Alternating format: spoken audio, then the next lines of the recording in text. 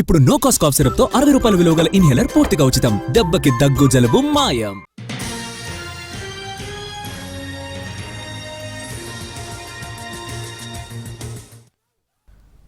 హైదరాబాద్లోని జింఖానా గ్రౌండ్లో గందరగోళం నెలకొంది.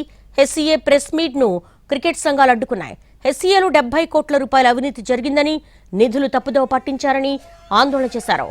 జింఖానా గ్రౌండ్లో ధర్నా చేశారు.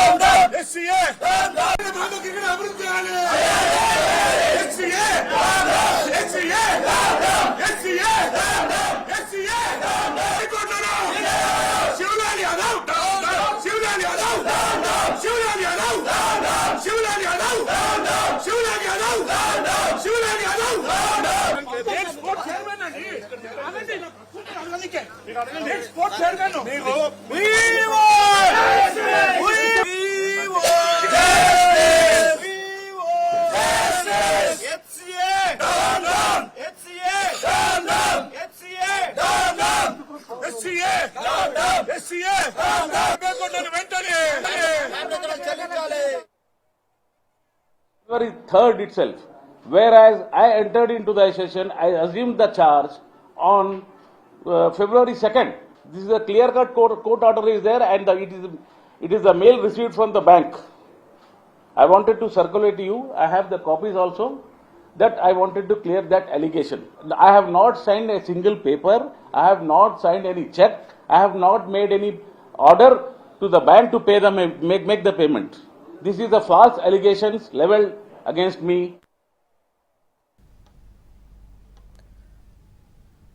హైదరాబాద్లోని జింఖానా గ్రౌండ్లో గందరగోళం నెలకొంది. హెచ్సీఏ ప్రెస్ మీట్ ను క్రికెట్ సంఘాలు అడ్డుకున్నాయి. స్పాట్లో మా ప్రతినిధి రవి ఉన్నారు. రవిని అడిగి మరిన్ని వివరాలు తెలుసుకుందాం. రవి, అసలు ఏం జరుగుతుంది? క్రికెట్ సంఘాలు ఎందుకు ఈ ప్రెస్ మీట్ ను అడ్డుకున్నాయి?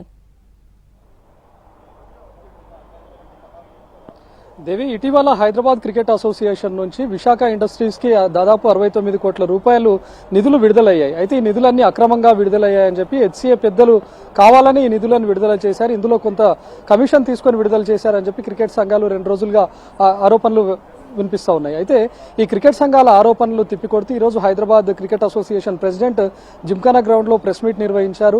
ఆ నిధులను మేము సక్రమంగానే చెల్లించాము. కోర్టు ఆదేశాల ప్రకారం, ముఖ్యంగా సుప్రీంకోర్టు నుంచి వచ్చినటువంటి ఆదేశాల మేరకే మేము చెల్లింపులు జరిపామని ప్రెస్ కాన్ఫరెన్స్ నిర్వహించాయి.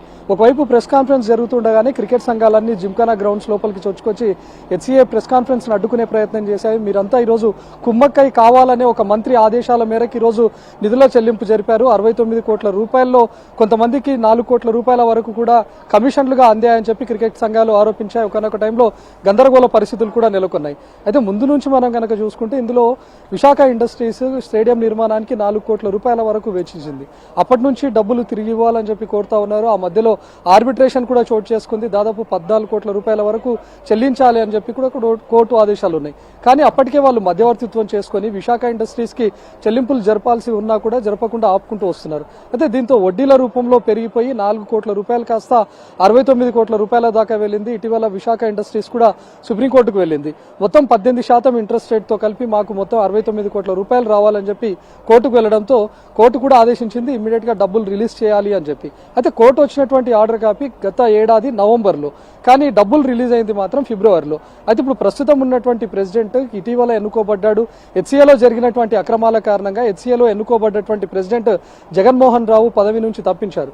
జగన్మోహన్ రావు చేతిలో కేవలం 1 ఓటుతో ఓడిపోయినటువంటి వ్యక్తిని ఈ రోజు హెచ్సీఏ ప్రెసిడెంట్ గా ఎన్నుకున్నారు. హెచ్సీఏలో ఉన్నటువంటి వ్యక్తులు ఆ కొత్త ప్రెసిడెంట్ వచ్చిన తర్వాతనే హెచ్సీఏలో ఉన్నటువంటి డబ్బులు రిలీజ్ అయ్యాయి. అంటే కావాలనే ఉన్నట్టుండి ఒక వ్యక్తిని, అందులోనూ ఓడిపోయినటువంటి వ్యక్తిని ఈ రోజు ప్రెసిడెంట్ గా ఎన్నుకున్నారు.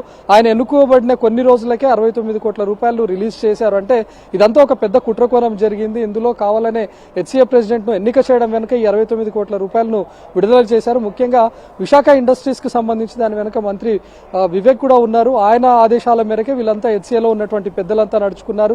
ఇందులో చాలా మంది 69 కోట్ల రూపాయల్లో కమిషన్ల రూపాయల్లో కోట్ల రూపాయలు హెచ్సిఏలో పెద్దలు వెనకేసుకున్నారని చెప్పి, ముఖ్యంగా మాజీ cricketer Indian cricketer Shivlal Yadav హస్తం ఉంది ఇందులో అని చెప్పి క్రికెట్ సంఘాలు ఆరోపిస్తా ఉన్నాయి.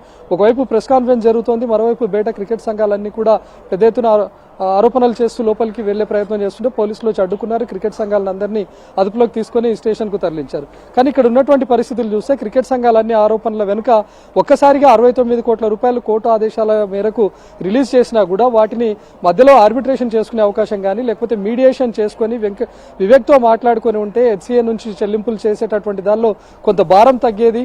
జిల్లా క్రీడా సంఘాలకు డబ్బులు చెల్లించి చాలా పెండింగ్ లో ఉన్నాయి, వాటిని చెల్లించే అవకాశం ఉండేది. క్రికెట్ డెవలప్మెంట్ కి నిధులు ఎంతగానో ఉపయోగపడేది. కానీ కేవలం ఒక మంత్రి ఇచ్చినటువంటి ఆదేశాల మేరకే మీరు నడుచుకున్నారు. 70 కోట్ల రూపాయలను ఈ రోజు హెచ్సిఏ అకౌంట్ లో నుంచి అప్పనంగా చెల్లించారు అనేది క్రీడా సంఘాల ఆరోపణ. కానీ హెచ్సిఏ వివరణ చూస్తే మనం అటు కోర్టు ఇచ్చినటువంటి ఆదేశాల మేరకే మేము నడుచుకున్నామని చెప్తున్నారు. కానీ ఇక్కడ కూడా ఒక మతలబు ఉంది. కోర్టు ఇచ్చినటువంటి ఆదేశాలు గతేడాది నవంబర్లో వస్తే ఆ తర్వాత ఇమీడియట్ గా చెల్లింపులు జరగాలి. కానీ ఉన్నట్టుండి ఒక కొత్త ప్రెసిడెంట్ ఎన్నికవడం, కొత్త ప్రెసిడెంట్ ఎన్నిక అయినటువంటి కొన్ని రోజుల్లోనే దాదాపు 70 కోట్ల రూపాయలు విడుదలవడం వెనుక ఇప్పుడున్నటువంటి హెచ్సిఏ పెద్దల హస్తం ఉంది అనేది క్రీడా సంఘాల ఆరోపణ. హెచ్సిఏ మాత్రం తమకేం సంబంధం లేదు, ఇది కోర్టు ఆదేశాల మేరకే చెల్లింపులు జరిపాయని చెప్తున్నారు. Devi. All right Ravi, thanks for the live updates. Hyderabad cricket association గత 70 సంవత్సరాల నుండి గ్రామీణ ప్రాంత క్రికెటర్లను దోచుకుంటా ఉంది. 32 జిల్లాలలో మాకు న్యాయం జరగట్లేదు. హైదరాబాద్ క్రికెట్ అసోసియేషన్ 32 జిల్లాలలో మరి డబ్బులు ఖర్చించి డబ్బులు వెచ్చించి మమ్మల్ని అభివృద్ధి చేయట్లేదు, మాకు సెలక్షన్ ఇవ్వట్లేదు. బీసీసీఐ నుండి నిధులను హైదరాబాద్ క్రికెట్ దుర్వినియోగం చేస్తా ఉంది. అయ్యా 4 కోట్ల రూపాయలు విశాఖ ఇండస్ట్రీస్ వాళ్ళు తీసుకొని 70 కోట్ల రూపాయలను విశాఖ ఇండస్ట్రీ చెల్లించారు. ఇదేమనంటే కోర్టు ద్వారా వచ్చింది, సుప్రీంకోర్టు ద్వారా వచ్చింది, హైకోర్టు ద్వారా వచ్చింది అని చెప్తున్నారు. మేమేమంటున్నామంటే అంత గుడ్డిగా చెల్లించే బదులు అట్రిబ్యూషన్ చేసి మధ్యవర్తుల ద్వారా చర్చించుకొని మరి కోర్టు బీసీసీఐ ద్వారా చెల్లించాల్సిన అవసరం డబ్బును హైదరాబాద్ డైరెక్ట్ గా చెల్లించి గ్రామీణ ప్రాంత క్రికెటర్లకు అన్యాయం చేస్తా ఉంది. మా గ్రామీణ ప్రాంతాల్లో స్టేడియాలు లేవు, సెలక్షన్లు లేవు. హైదరాబాద్ క్రికెట్ శివలాల్ యాదవ్ డైరెక్ట్ గా అతని హస్తం ఉంది. శివలాల్ యాదవ్ డైరెక్ట్ గా అతని హస్తం ఉంది.